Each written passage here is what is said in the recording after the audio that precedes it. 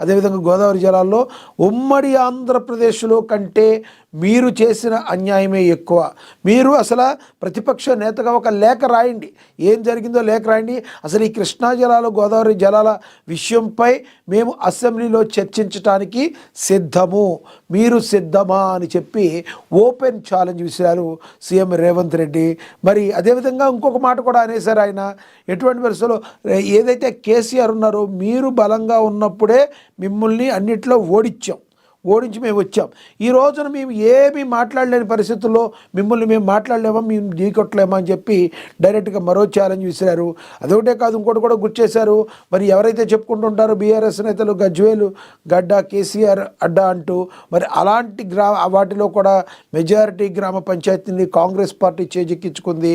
మరి BRS party కార్యకర్తలు కానీ మీరందరూ కానీ జర కొంచెం సరిగ్గా మాట్లాడితే మంచిది, లేదంటే మీ అందరూ మాట్లాడి బురద జల్లే కార్యక్రమం ఏదైతే ఉందో వీటిలన్నిటికీ మేము కూడా సమాధానం చెప్తాం, తస్మాత్ జాగ్రత్త అంటూ సీఎం రేవంత్ రెడ్డి హెచ్చరికలు అయితే జారీ చేశారు. కేసీఆర్ కూడా మరి ఏ విధంగా ప్రతిస్పందిస్తారనేది చూడాలి. కానీ ఇప్పటి వరకు అయితే మరి సీఎం రేవంత్ రెడ్డి తనదైన శైలిలో దూసుకుపోతున్నారు. ఈ కృష్ణా జలాల విషయంలో కూడా మెయిన్గా ఆయన చెప్పింది అంటే ఉమ్మడి ఆంధ్రప్రదేశ్ కంటే కూడా మీ బీఆర్ఎస్ పార్టీ, మీ బీఆర్ఎస్ ప్రభుత్వం మరి తెలంగాణ బిడ్డలకు చేసిన ద్రోహమే ఎక్కువ అని ఆరోపణలు గుప్పించారు.